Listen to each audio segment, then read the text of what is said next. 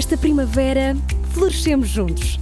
Apoie as vozes plurais que não têm medo de ir contra a corrente e partilhe a sua opinião nos comentários. Desfrute de todos os benefícios Observador, agora com 20€ de desconto. Assine hoje em observador.pt.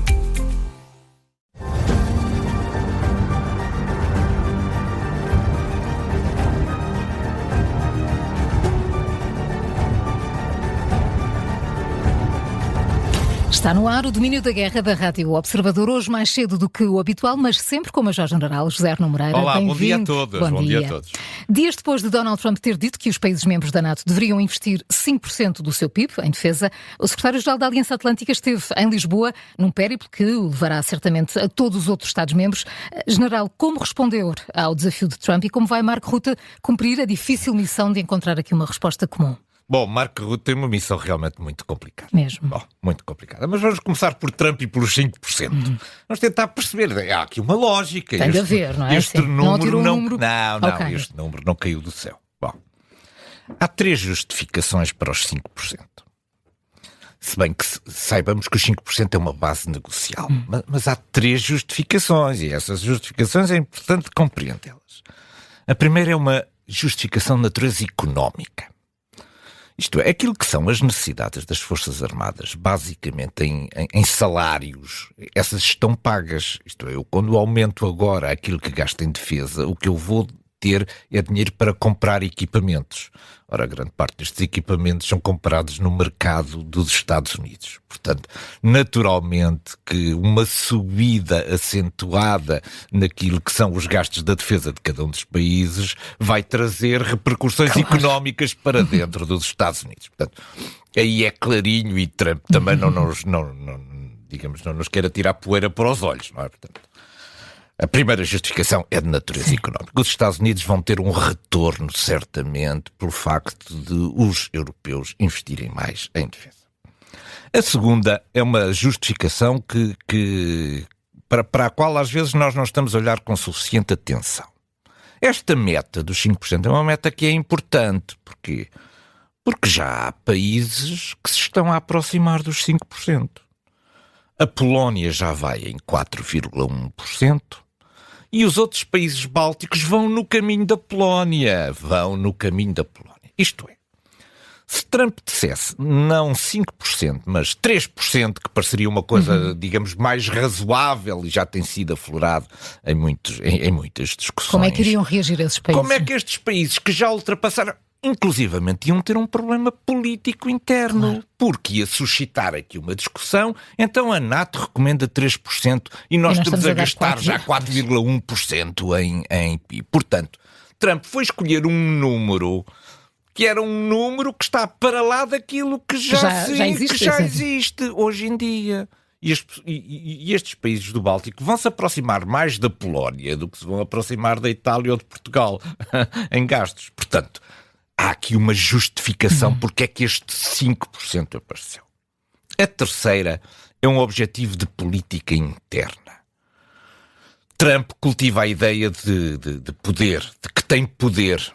E, portanto, ele precisa de mostrar também internamente que com a chegada dele ao poder houve uma alteração muito significativa e que obrigou, a palavra aqui é escolhida, não é? E que obrigou a Europa a ter uma repartição de gastos com a defesa que contribui para a solidez da aliança. E este aspecto aqui é importante, porque há muita gente nos Estados Unidos que já não vê interesse na Aliança Atlântica, não é?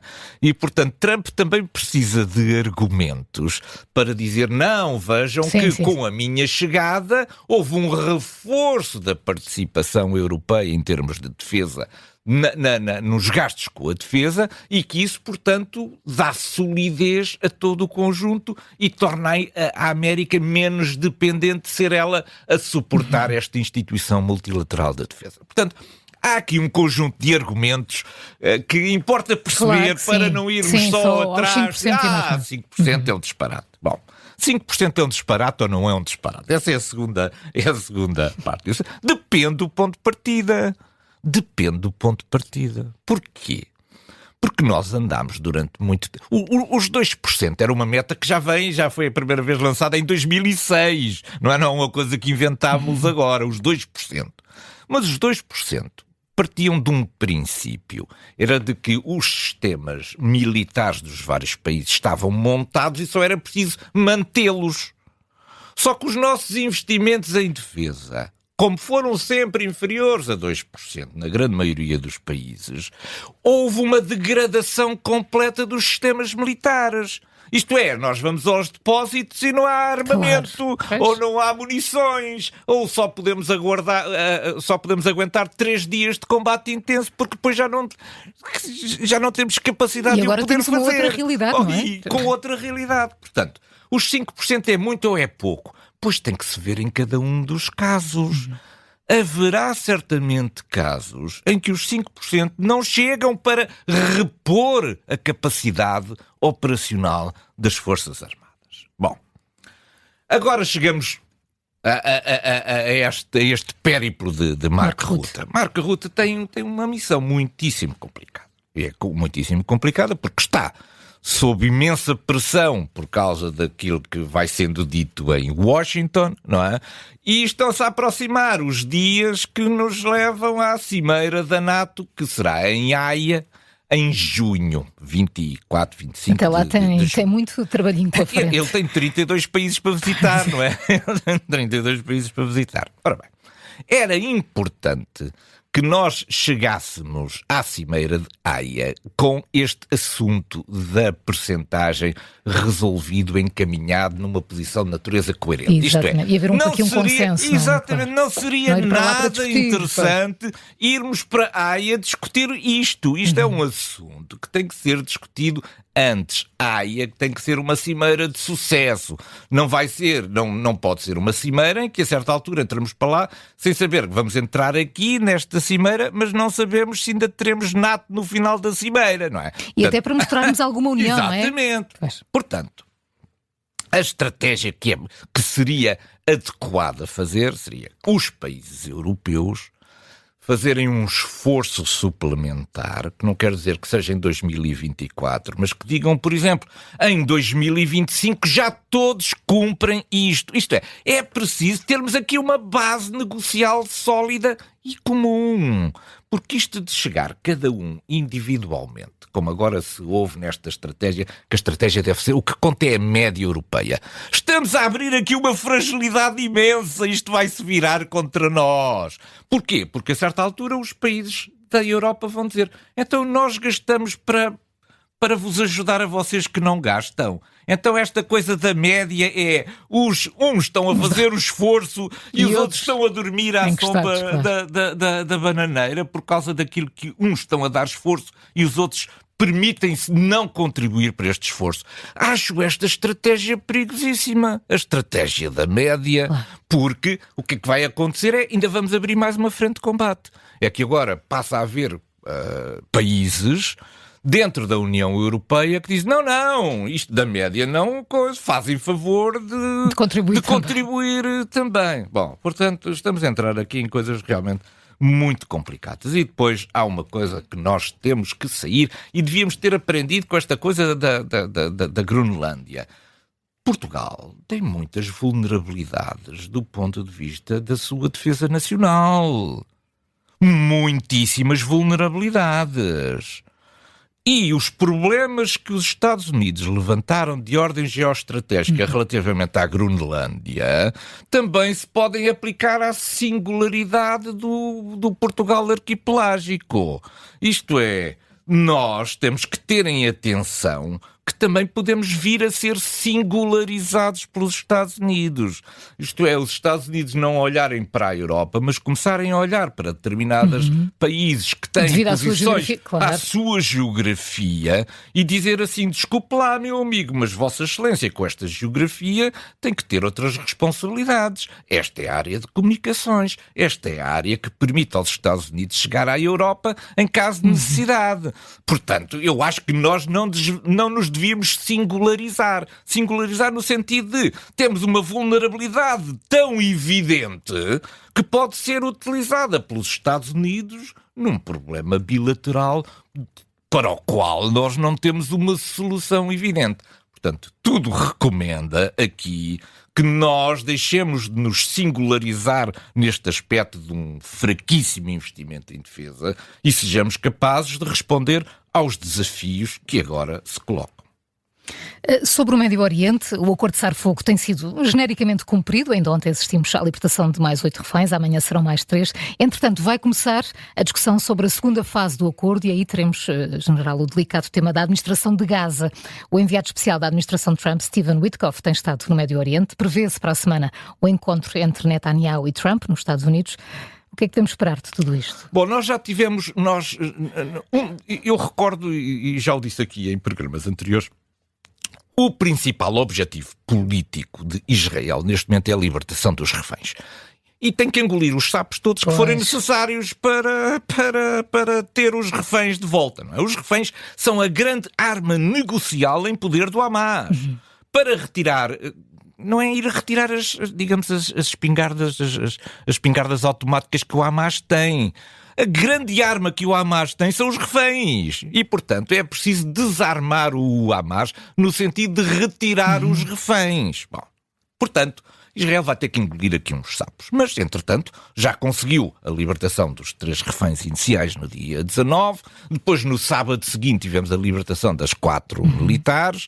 Depois tivemos agora a libertação de mais 3 reféns, além dos 5 tailandeses. E agora, amanhã, ainda se prevê a entrega de mais reféns. Há aqui um problema, é que dos 33 desta fase, alguns estarão mortos. Portanto, nós como agora ainda semana. estamos na fase da felicidade, que é dos reencontros familiares com imagens de felicidade, mas em breve vão começar também a chegar os corpos e Israel tem que estar naturalmente preparado também para isso.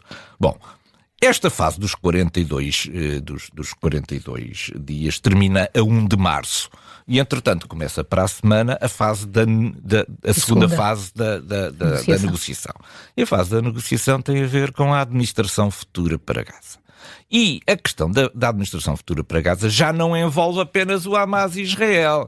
Tem que passar a envolver toda a comunidade razoável do Médio Oriente. E por isso percebe também que Stephen Witkoff tenha ido também à Arábia Saudita. É preciso envolver aqui outros atores da zona para se encontrar uma solução que seja o mais consensual possível no próprio Médio Oriente. Nós não vamos conseguir impor uma solução que não seja mais ou menos consensual entre os países moderados. E, portanto, vamos ter que puxar os países moderados para a solução. É esse o trabalho que agora se inicia. E, certamente, para este trabalho, Trump precisa de Netanyahu. E Netanyahu também precisa de Trump. E, portanto, este encontro que se prevê agora para a semana entre Trump e Netanyahu, o que eu prevejo é que Trump, que se vê muito como o Nobel da Paz, precisa também da colaboração de Netanyahu para isto. E, portanto, para podermos avançar, Israel tem necessariamente que ser contido nas suas reações. E essas reações são muito difíceis. Porquê? Porque transformou-se a entrega dos reféns num espetáculo de natureza mediática. Completamente. Ora, exibir aquilo que é um crime de guerra, porque tomar reféns é um crime de guerra, esse é objeto, esse não tem discussão possível. Sim, e não há comparação entre libertar reféns e prisioneiros, não estão ao mesmo nível. Exibir troféus em palcos. Perante sujeitar as pessoas a caminhar quando era absolutamente desnecessário no meio de multidões. Isto é, enfim, do mais degradante que se pode naturalmente imaginar. E depois, esta troca, que é, estamos a trocar pessoas que não tinham nada a ver com isto, com pessoas que foram condenadas. Algumas estarão eventualmente ainda em processo administrativo de condenação, mas muitas delas têm crimes de sangue associados, de tal maneira que têm que foi preciso incluir neste acordo o Qatar e a Turquia para poderem receber estas pessoas que não podem ser libertadas agora sem o perigo do pânico geral na Cisjordânia ou em Gaza. E, portanto, foi preciso encontrar aqui também quem recebesse estas pessoas especialmente ligadas a crimes de sangue. Portanto, enfim... Agora temos que pensar também nesta segunda fase, como é que vamos encontrar. Não está fácil. E depois vamos precisar de 10 a 15 anos para a reconstrução de Gaza. Portanto, isto não vai ser um dia. Trump tem uma solução, que é arrasar tudo. Ele vai buscar os bulldozers, deita tudo abaixo, e são 5 anos só para demolições e remover o entulho, e depois mais 10 anos para fazer de novo. Bom, vamos ver, mas para já temos que ultrapassar a segunda fase, que é a da administração de Gaza.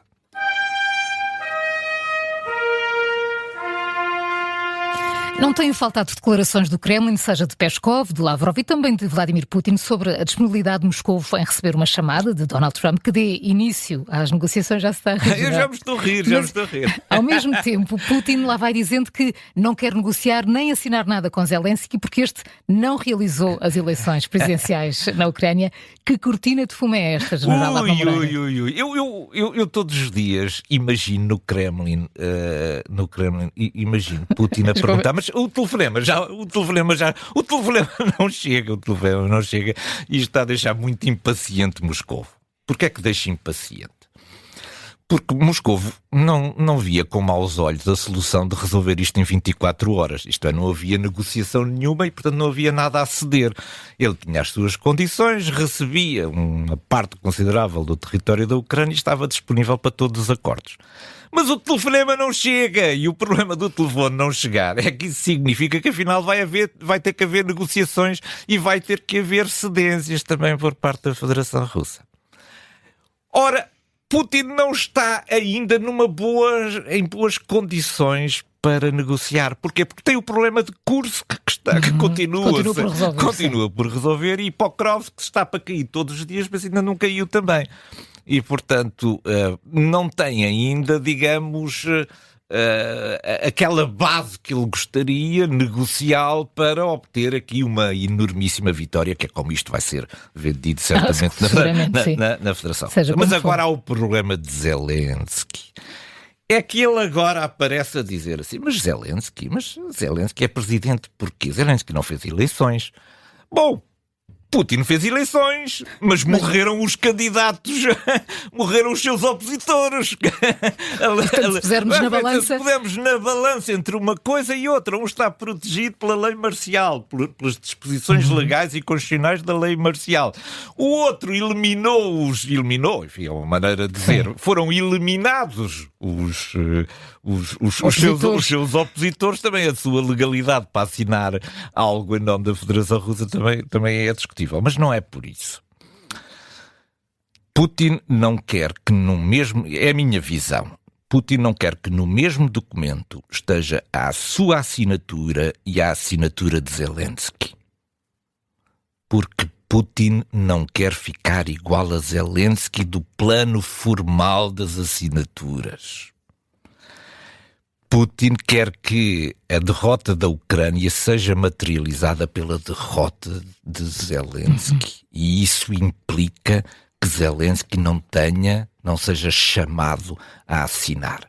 É, do ponto de vista simbólico, uma tremenda derrota para a Federação Russa se Zelensky tiver a sua assinatura como presidente da Ucrânia. O que significa que a Ucrânia foi capaz de resistir a Vladimir Putin e assinou um acordo, enfim, mais ou menos desigual, mas enfim, as circunstâncias também ditam a formulação dos acordos e, portanto, parece-me que é isto que está em causa. Ele não se importaria de assinar qualquer coisa desde que fosse o presidente do Parlamento da Ucrânia. Alguém desconhecido para a maioria das pessoas, mas está-lhe a custar assinar um documento que tenha e que reconheça que Zelensky é o presidente da Ucrânia e representa a Ucrânia.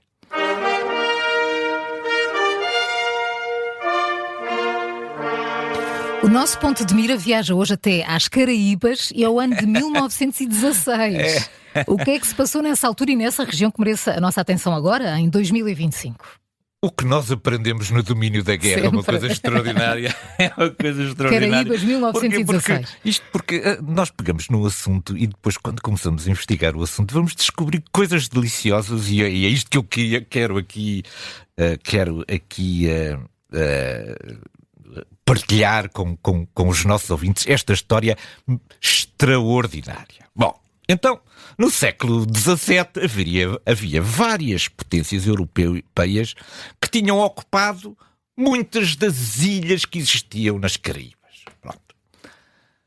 Estiveram lá os holandeses, os franceses, os ingleses, um conjunto de países ocuparam ali várias ilhas na zona das Caraíbas. O que é que essas ilhas faziam? Bom, essas ilhas basicamente produziam rum. Produziam rum. Exportavam açúcar a partir da cana do açúcar e produziam o rum. Para onde é que iam? Iam para um país da região. Agora não vou dizer ainda. Isto fica para o fim. Esses exportavam rum para um país da região. O que é que fez esse país da região? Tarifas. Já estou a ver aqui alguma coisa. Impôs tarifas à importação do rum. Conclusão, aquilo que era um negócio florescente foi por água abaixo por causa das tarifas. Por causa das tarifas. Conclusão, aquelas ilhas que eram apetecíveis do ponto de vista económico passaram a dar um enorme prejuízo às potências europeias que tinham lá estas coisas. Bom, portanto, havia 3 ilhas lá, são as ilhas de St. Thomas, St. John e St. Croix, que pertenciam a um país europeu. Agora, essas ilhas vão ser vendidas em 1916 ao tal país que impunha as tarifas. E agora a pergunta é, e que país é que estamos aqui a falar? Pois, bom, o país das tarifas é os Estados Unidos da América. Os Estados Unidos da América começaram a impor tarifas à importação do rum exportado por estes países. E quem era a potência que era a dona de St. Thomas, St. John e St. Croix? Nem mais nem menos que a Dinamarca. A sério? A sério. Isto é extraordinário e eu acho isto delicioso. Em 1916, antes dos Estados Unidos entrarem na Primeira Guerra Mundial, a Dinamarca vendeu aos Estados Unidos 3 ilhas das Caraíbas. Isto não é extraordinário? Portanto, nós, quando fizemos aqui um escândalo brutal sobre a Groenlândia... As ideias de Trump. Esquecemos que em 1916 a Groenlândia vendeu 3 ilhas das Caraíbas aos Estados Unidos. E porque isto ainda não fica aqui, ainda tem mais uma coisa deliciosa nisto. É que havia uma espécie de um anexo neste acordo de venda. Este acordo de venda falhou várias vezes. Porquê? Porque ou os Estados Unidos não reconheciam o interesse na compra de ilhas que estavam falidas, basicamente, não é? Ou porque o Parlamento dinamarquês recusava vender sem que as populações fossem consultadas. Lá está outra vez a questão da Groenlândia. Isto não fica só por aqui, ainda tem mais desenvolvimentos. Também andou a ler as mesmas histórias que o general. Fartei-me de ler as Ilhas Virgem norte-americanas, que é como se chamam agora estas ilhas. Acontece que o que levou os Estados Unidos finalmente a comprar as ilhas foi o perigo de a Alemanha invadir a Dinamarca na Primeira Guerra Mundial e, portanto, ficar na posse de ilhas com uma localização geoestratégica importante para os Estados Unidos. Lá vem a geoestratégia já desde 1916. E pronto, e para terminar, ainda há mais uma coisa. É que um dos documentos assinados na altura foi assinado pelo secretário de Estado norte-americano, que diz assim: os Estados Unidos não se opõem a que a Dinamarca estenda os seus interesses políticos e económicos à totalidade da Groenlândia. A Groenlândia apareceu neste acordo de 1916 da venda das Ilhas Virgem aos Estados Unidos da América. Eu acho que o Trump andou a falar consigo, general. Andou a falar comigo, não andou? Aprendi muito, eu aprendo muito com estas coisas. E nós consigo. É sempre um gosto. Obrigada, general Armando Moreira. Bom dia para todos. Muito obrigado.